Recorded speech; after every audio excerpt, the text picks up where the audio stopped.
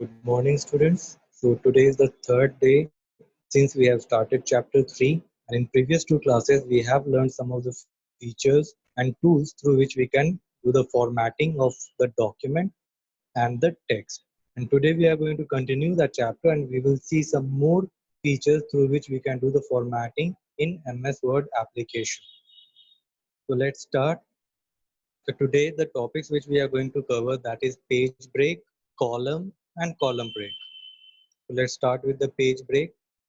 So page break in MS Word application is a tool used for ending the page at the desired place and to start the new content from the next page. And the steps which you will have to follow to use the page break option is that first step, click on the page layout tab. Second step, click on the break option in the page setup group. Third and final step, then click on the page break option. So let's see how it works. So for that, let's open MS Word application. Now in MS Word application, suppose you have written something or some text are written.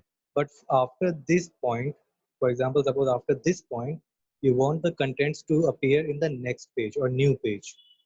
In that case, you will bring the typing cursor at that place. Before, from where you want to end the page, you will bring the typing cursor there. Then click on the page layout tab. In page layout tab, click on the break option here.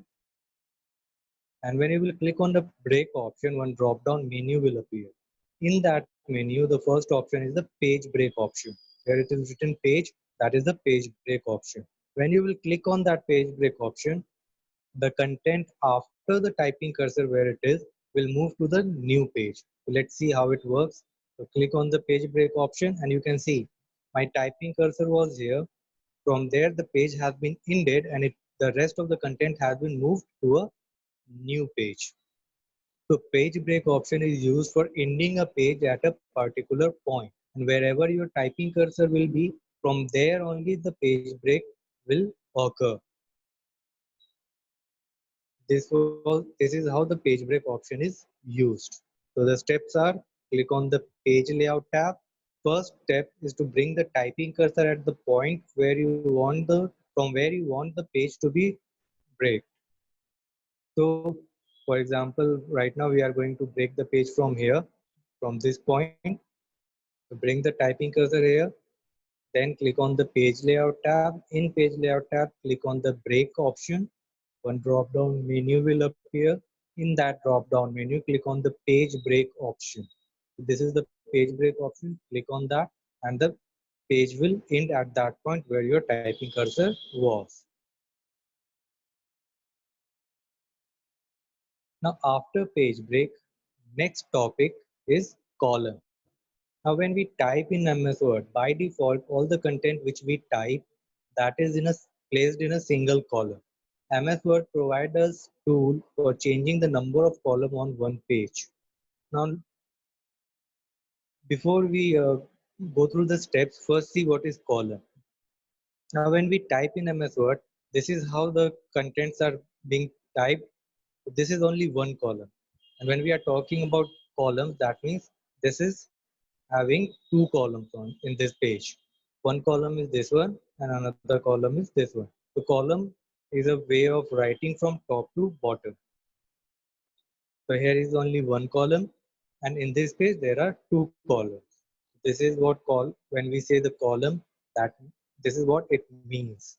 So by default, this is the layout of the column in Word application, but MS Word provides us tools through which we can divide our page into multiple columns. So let's see what are the steps for that. So first we need to click on the page layout tab.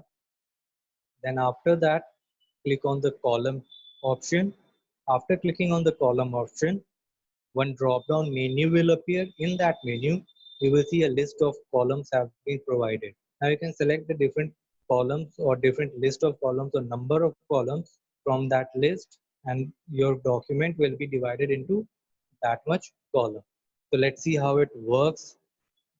So let's open the Windows Word application, Microsoft Word application. Now in this, you can see here is the heading. Below that, the contents are written. Now I don't want the heading to be divided into different columns. I only want the content. So whatever part you want to divide into multiple columns, that part you need to select. So I'm going to select this much part because I'm going to divide this part into two columns. So select the content which you want to divide into multiple columns. After selecting, click on the page layout tab. So here is the page layout tab. Click on that. When you will click on the page layout tab, the ribbon will appear for the page layout tab. On that ribbon, click on the column option. So here is the column option. Click on that. One drop down menu will appear. So you can see this drop down menu. Now in this menu, you can see there are different types of columns provided. One column, two column, three column, left and right. Now in this left and right, we will see how what that is also. First, let's see what is column. Right now it is one column. I'm going to divide it into two columns. So click on the two column option. Now you can see that the content has been divided into two columns. Now only the content which I have selected, that content is divided into two columns, not the heading. So whatever content you will select, only that much will be divided into different columns, not all of them. So after dividing the column, now let's see what the left and right means. So just click on the left and you can see that the left side of the column is a thinner part and the right side column is thicker. So this is a left column. In left side, there will be a less space for the words or less space for the text what you have written, and right side it will have the more space. That means the left column will have less space and right column will have more space when you click on the left option. When you click on the right option, then just the opposite will happen. The right side will have right column will have the less space and left column will have the more space. So this is what the different columns options are available in MS Word which you can use. So let's bring it back to two columns. Let's see the third column also. Click on the three column and now you can see that the content has been divided into three columns now. Let it be on in two columns. Okay. So now let's move to the next topic, that is column break. A column break option in MS Word is used for ending a column at a certain point and to start the content from the new column. What does that mean? Let's see that first. But before we go there, see the steps. Click on the page layout tab. That is the first step. That means everywhere you will have to click on the page layout tab first. Then in the ribbon of the page layout tab, click on the break option. And after you click on the break option, then there will a drop down menu will appear. In that, click on the column option, column break option, and the column will be divided. Sorry, now column will be break. Column will break from that place. So let's see how it works. Now you can see that in the first column there are plenty of words. That means this column is longer and this column is shorter, right? So I want these both columns to be of equal size. Now for that, again I need to bring the typing cursor from where I am going to break the column. So right now you can see the typing cursor is here at this point, at this place. So from wherever your typing cursor will be, from there only your column will break. To bring the typing cursor at that position where you want to break the column, then click on the page layout tab, then click on the break option.